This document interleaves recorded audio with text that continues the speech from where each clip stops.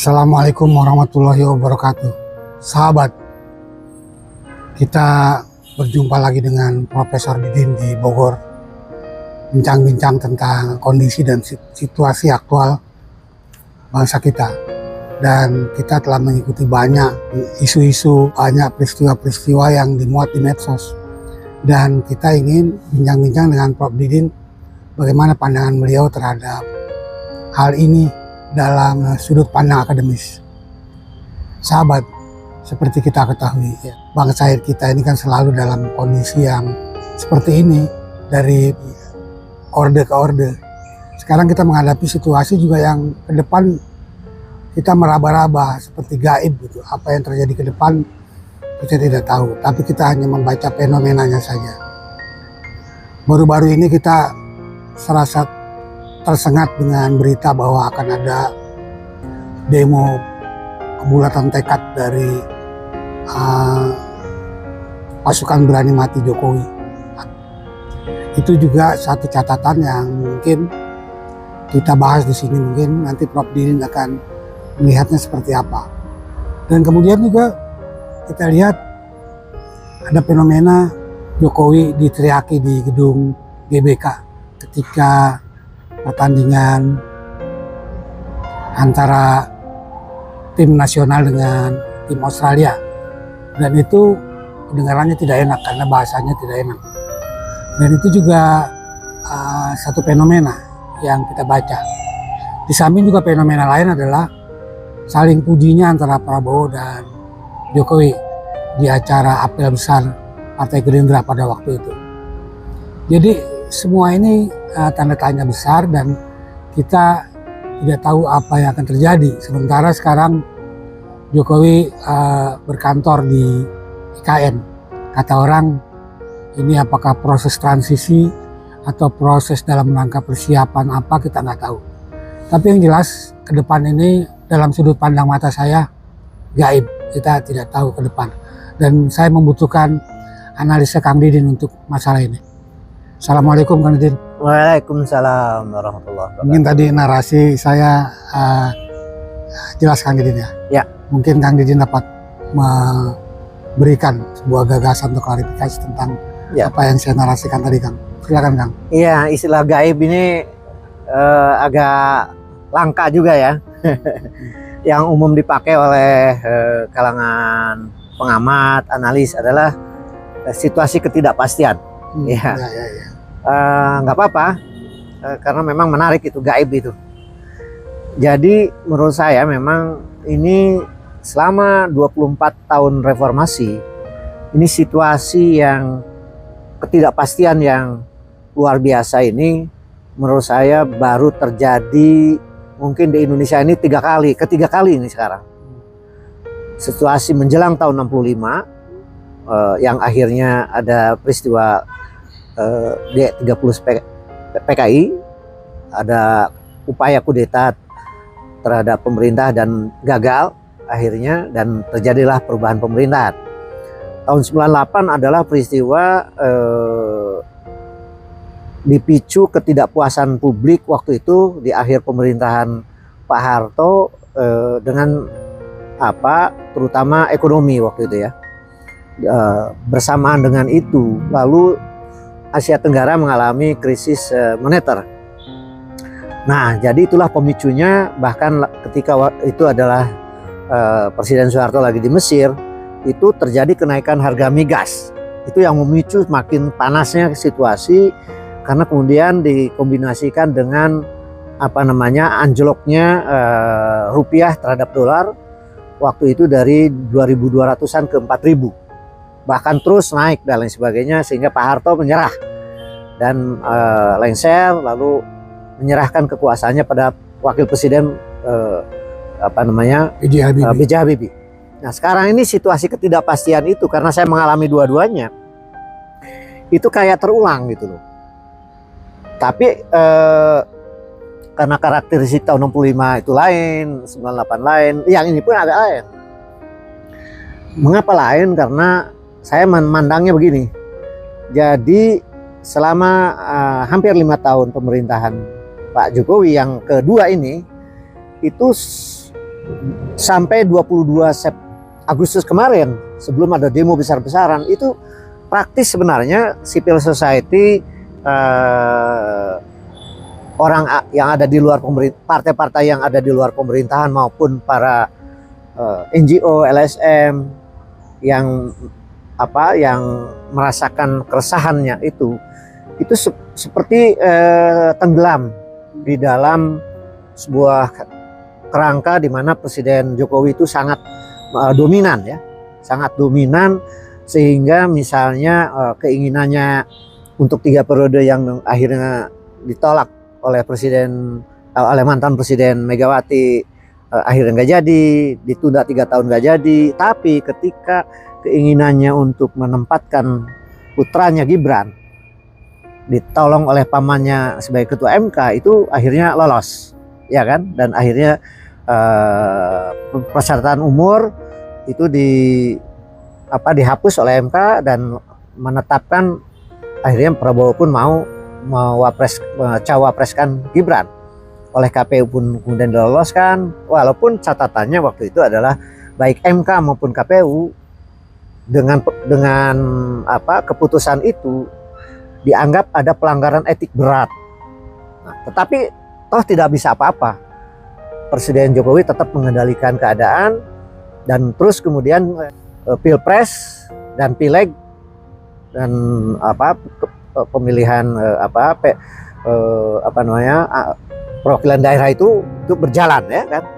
Walaupun ada sebuah protes besar-besaran juga ya di media tentang adanya kecurangan TSM, tapi kemudian MK meloloskan Prabowo dan Gibran sebagai pemenang Pilpres tahun 2024. Dan di sana juga menunjukkan bahwa kendali berada di Presiden Jokowi terhadap seluruh keadaan, yang pihak-pihak yang memprotes, pihak-pihak yang men-check and balance atau itu tidak bisa berbuat apa-apa. Padahal substansi yang dikemukakan oleh publik itu bukan tidak punya kekuatan argumen ya. Maksudnya begini, kan setelah itu kemudian Indonesia menghadapi pilkada serentak. Nah, pilkada serentak dengan Pilpres pun mensyaratkan presidensial threshold 20%, walaupun diprotes ada yang ingin 0%, itu ditolak MK dan akhirnya berjalan. Nah, pada saat menjelang pilkada serentak ada sebuah kejutan besar, di mana justru MK yang tadinya meloloskan Gibran sebagai capres ya, mendampingi Prabowo sebagai capres terpilih karena dugaan kecurangan TSM itu ditolak, walaupun ada dissenting opinion, tetapi parliamentary threshold untuk pilkada serentak di tingkat provinsi maupun kabupaten dan kota yang sedianya tetap 20%, tiba-tiba diputuskan ada rumus-rumus sesuai dengan jumlah penduduk. Misalnya DKI itu boleh 7,5%. Nah, padahal isu mengganjal Anies Baswedan kan sangat kuat sekali. Bahkan sudah ada Kim Plus namanya, Koalisi Indonesia Maju Plus, di mana ada 3 partai yang sudah mendukung Anies Baswedan sebelum keputusan MK itu sudah menjadi bagian dari Kim Plus yang mengusung Ridwan Kamil dan Suswono. Tiba-tiba ada keputusan MK. Jadi ini adalah ruang besar untuk ada demokrasi di tingkat minimal, di tingkat provinsi, kabupaten, dan kota. Tetapi 1 hari setelah keputusan diumumkan, tiba-tiba ada pengumuman dan undangan dari Dasko ya, Sufi Ahmad sebagai wakil ketua DPR untuk mengumpulkan ya badan legislasi. Kumpulkan, dan keputusannya adalah menolak keputusan MK. Nah, ternyata ini memicu kemarahan besar dalam waktu kurang dari 24 jam. Rupanya seluruh Indonesia, semua kota-kota, Jakarta, kota-kota provinsi dan sampai kota-kota kabupaten kota itu tumplek-plek hari besoknya tanggal 22 itu karena seperti ada semacam common sense ingin mengawal keputusan MK jangan sampai di sidang paripurnakan untuk disahkan. Dan kemarahan publik itu luar biasa. Dan itulah yang terjadi, akhirnya memang DPR membatalkan revisi undang-undang pilkada itu dan menyetujui keputusan MK. Nah, banyak analisis bahwa apakah itu karena kemarahan Prabowo terhadap Dasko ataukah apa, tapi yang pasti itu seperti anti klimaks. Dengan dibatalkannya itu lalu bukti bahwa Presiden Jokowi nggak bisa mengendalikan keadaan itu sudah terjadi sejak itu. Itu hikmahnya. Tetapi dari sisi kemarahan publik yang diwujudkan terhadap perubahan yang sifatnya people power memang tidak terjadi. Tetapi setelah itu mulailah saya melihat gejala di mana Presiden Jokowi tidak bisa mengendalikan keadaan. Misalnya ada pengumuman bahwa anggaran IKN untuk tahun 2025 hanya 141 miliar. Sangat kecil dari kebutuhan yang seharusnya misalnya gitu. Kemudian defisit anggaran yang diinginkan oleh katakanlah pemerintahan lama supaya 2,8% tidak terjadi, yang akhirnya diputuskan hanya 2,5. Artinya tanda bahwa seperti saran saya dalam podcast masa lalu, Prabowo harus lebih rasional mengelola APBN, malah sekarang malah ada gejala mau dilaksanakan. Itu satu. Yang berikutnya adalah yang sangat terkejut adalah ketika Presiden terpilih Prabowo pidato dalam penutupan di Munas ya, atau Munas PAN ya, yang mengatakan bahwa ada sekelompok orang yang haus kekuasaan, ada sekelompok orang yang menggunakan intel-intel untuk melumpuhkan lawan politik. Kan itu kejutan setelah kejadian 22 Agustus itu. Lalu kemudian ada hal-hal lain yang lebih rinci nih, yaitu APBN yang notabene tersusun karena ada Thomas Jiwandono sudah jadi wakil menteri keuangan dan beberapa menteri sudah dilantik yang orang-orangnya Prabowo lah, wakil menteri, kepala badan pangan dan kepala badan gizi dan sebagainya, yang menunjukkan keseriusan untuk melaksanakan anggaran-anggaran yang melaksanakan janji-janji yang diwujudkan dalam APBN begitu. Nah, postur APBN itu menunjukkan, menurut saya itu akan lebih serius untuk memperbaiki yang tadinya pendekatan memperbaiki kesejahteraan rakyat itu agak ditinggalkan dan lebih memilih prioritas untuk membangun infrastruktur besar-besaran zaman Jokowi, dan kemudian itu ditenggarai itu adalah bagian dari pesan-pesan proyek kalangan oligarki bisnis. Itu kayaknya mulai ditinggalkan gitu loh, dan ingin serius menata tentang kesejahteraan rakyat. Sekaligus ada keinginan untuk mengurangi utang dan ruang fiskal agak diperbesar begitu ya, dan juga untuk menjaga apa yang disebut dengan sustainability dari APBN.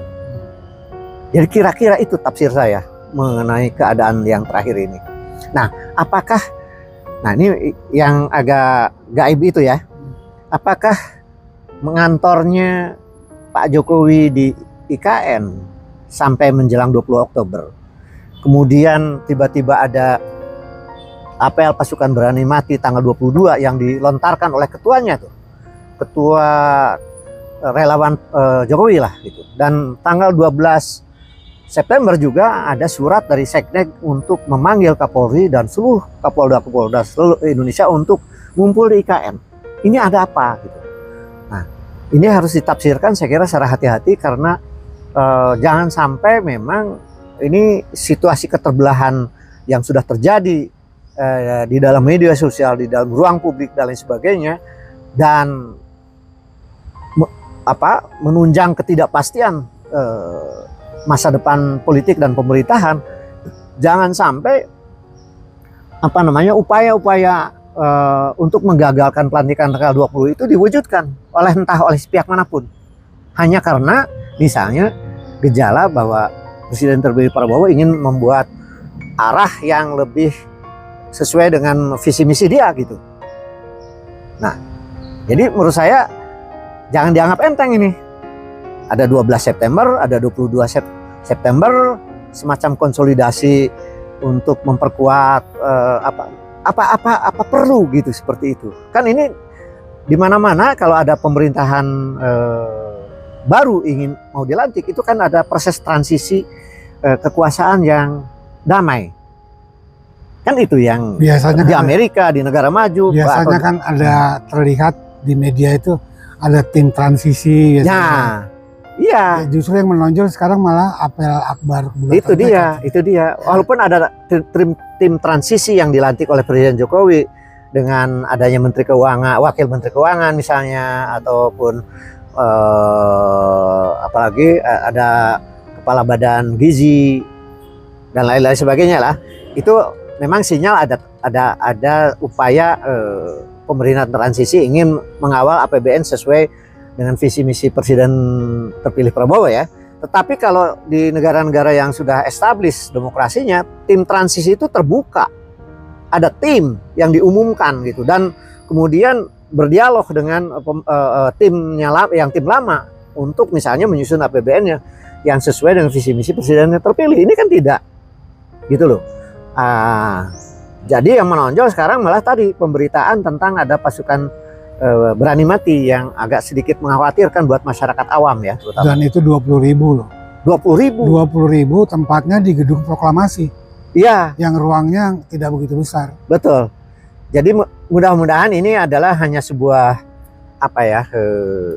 kegalauan lah seorang yang ingin mengakhiri kekuasaan gitu kan, bahwa sebenarnya dukungannya masih besar gitu. Tapi ya jangan sampai mengganggu proses transisi kekuasaan, karena rakyat menunggu bagaimana ke depan ini, 5 tahun ke depan ini pemerintahan Prabowo akan memperhatikan mereka, kesejahteraan mereka yang selama ini menurut saya memang data-data, saya kebetulan habis FGD ya diundang oleh MPR untuk mendiskusikan tentang SDGs. Itu indikator-indikator ketimpangan itu mereka memburuk. Apakah itu rasio Gini pengeluaran yang sudah hampir 0,4 lagi, apalagi rasio Gini pendapatan mendekati 0,5, itu sangat buruk. Apalagi rasio Gini lahan 0,68, apalagi indeks oligarki yang 2 kali lipat dari 2015 yang 650.000 kali. Ukurannya adalah 40 orang paling kaya rata-rata dibagi income per kapita. Yang 2023 yang saya hitung sendiri itu sudah 1.065.000 kali. Mungkin itu adalah indeks oligarki terburuk. Nah kan lebih baik presiden lama lalu legowo terhadap presiden baru untuk menghantarkan bahwa ini sudah ada sumbangan 2 periode untuk berbagai hal gitu. Lalu presiden baru diberikan kesempatan secara luas untuk menghantar agar pemerintahannya memang bekerja untuk rakyat gitu. Kan lebih baik begitu. Nah, tetapi ternyata kan hal yang ideal secara teoritis empiris atau pengalaman di negara lain itu seperti itu. Ini sekarang mengkhawatirkan. Karena waktu transisi dari pemerintahan SBY ke pemerintahan Jokowi kan itu mulus ya kan. Jadi di era reformasi mulus sebelumnya. Ini kok sekarang ada kesan tidak terlalu mulus gitu. Kan ini yang rugi kan rakyat kalau menurut saya. Jadi rakyat menyaksikan drama-drama ya. Iya. Drama berkantor di IKN, drama apel. Yang paling parah itu kan kemarin waktu di GBK itu ya. Ada teriakan-teriakan tidak sopan dari. Iya. Apakah itu bentuk masyarakat. Kemarahan publik yang sudah nggak tahan terhadap berbagai keadaan yang dirasakan tidak ada respon gitu ya? Atau Makanya apa? saya bilang itu gaib, ke depan kita nggak tahu. Iya. Makanya Ya jangan sampai apa ya, kita percayalah TNI Polri bisa mengamankan keadaan, karena kan yang lebih dijaga kan rakyat dan bangsa, bukan sekedar orang berkuasa. Khawatirnya Di dalam demokrasi orang terpilih lalu berkuasa itu kan mandat rakyat, bukan mereka berkuasa atas nama keinginannya sendiri, kan itu dipilih oleh rakyat, begitu loh. Jadi ya sudah, kita hormati pilihan rakyat itu gitu. Dan khawatirnya nih nanti muncul seperti apa yang dibilang Bung Karno, muncul orang-orang keblinger. Iya ya. Mudah-mudahan sih tidak. Saya berharap mulus dan tidak terjadi apa-apa. Hanya memang begini. Ini ke depan ya, menurut saya ya. Ini kan keadaan ekonomi Indonesia ini kan tidak baik-baik saja. BPS mengumumkan bahwa kelas menengah turun 50%. Daya belinya juga turun. Kemudian jumlah orang miskin, ukuran World Bank itu kan yang ukuran $2 ternyata 167 juta. Jumlahnya besar sekali.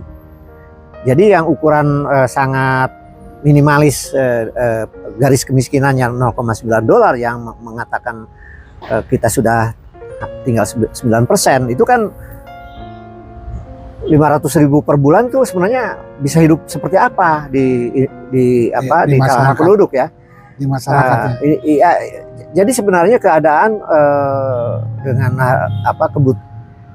bahan-bahan kebutuhan pokok yang naik, apakah tidak terkendali harganya, apakah beras, apakah daging, apakah gula dan lain sebagainya. Kemudian orang ada menahan daya beli, semua kelompok masyarakat, apalagi yang miskin, nyaris miskin atau kelas menengah itu adalah sepinya transaksi baik di pasar-pasar tradisional sampai ke pakaian, kuliner, dan mal-mal. Ya. Nah, kan itu dicerminkan oleh apa yang disebut dengan deflasi berturut-turut selama 4 bulan. Itu adalah gejala juga ketika menghadapi 98 gitu loh. Nah, jadi ini adalah tanda-tanda krisis sebenarnya yang harus diantisipasi, jangan sampai dipicu oleh keadaan non ekonomi yang juga tidak kondusif gitu. Ini harus hati-hati. Malahan ditambah lagi bahwa slowdown-nya ekonomi China yang dari sekitar 5% turun diduga sekitar 4%. Lalu Amerika juga slow down sama menurun. Kemudian situasi perang kan yang sudah jelas resesi, ada 4 negara besar juga, itu Jepang, Inggris, Finlandia dan Islandia. Itu udah resesi sekarang ini, data terakhir itu. Ditambah dengan dua perang besar yang tidak bisa kita ramalkan kapan berakhir. Dan itu kan dampaknya ekonomi ya. Dampaknya ke ekonomi. Dan sekarang pun sekira kombinasi dengan kebijakan yang kurang pro terhadap masyarakat bawah plus disrupsi pasok pangan, energi dan macam-macam, itu sudah berimbas kepada perekonomian nasional juga yang sulit sekali menembus di atas 5%. Gitu loh. Bahkan 5% itu pun sebenarnya karena ada booster, yaitu utang. Oleh utang itu ada booster di mana APBN ditopang oleh utang, lalu ada bansos yang dibagi-bagikan secara meluas. Jadi bukan karena produktivitas masyarakat untuk kegiatan ekonomi gitu loh.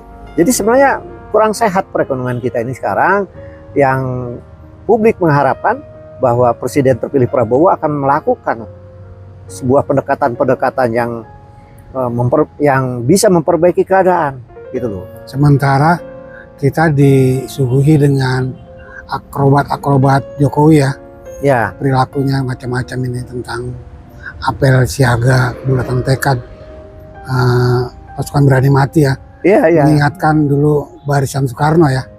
Ya, dan angkatan kelima zaman tahun 65, namanya angkatan kelima itu yang akan dibentuk oleh PKI waktu itu. Jangan sampai mirip gitu loh. Ini apa sebenarnya, dan untuk urgensi apa coba? Kan biasa-biasa saja. Kalau memang Presiden Jokowi ini sudah punya legacy dengan segala macam kontribusinya terhadap 10 tahun terakhir di dalam berbagai bidang, ya rakyat juga nanti akan secara jernih akan melihat apa sumbangannya dia, kekurangannya pun ya terima saja. Sebab itu kan hak rakyat untuk mengevaluasi. Jadi jangan jawab dengan pasukan berani mati. Untuk apa? Kan itu sangat tidak menguntungkan untuk situasi memperbaiki perekonomian dan memperbaiki keadaan termasuk transisi pemerintahan. Iya. Transisi pemerintahan ini ada pertanyaan seolah-olah ini apakah mau digagalkan nih, iya, pelantikan tanggal 20. Berani mati ini tujukan ke siapa gitu kan? Berani mati tujukan ke siapa? Apakah Prabowo, apa ke mana? Nggak ngerti kita, tetapi saya kira kayak deteren ke pihak-pihak yang tidak suka kepada Presiden Jokowi. Tapi saya kira itu juga seperti ada yang menciptakan keadaan gitu loh, supaya kondisi ini menjadi mencekam untuk tujuan apa? Nah ini yang tujuan apa ini itu misteri. Kelompok mana ini? Dan ini saya kira TNI Polri harus mengidentifikasi kelompok ini yang mengganggu ekonomi politik bangsa yang sangat merugikan rakyat menurut saya. Oke Kang, saya kira diskusi kita cukupkan dan mudah-mudahan menjadi inspirasi untuk kita kembangkan ke diskusi berikutnya. Terima kasih Kang Didin. Terima kasih. Assalamualaikum warahmatullahi wabarakatuh. Waalaikumsalam.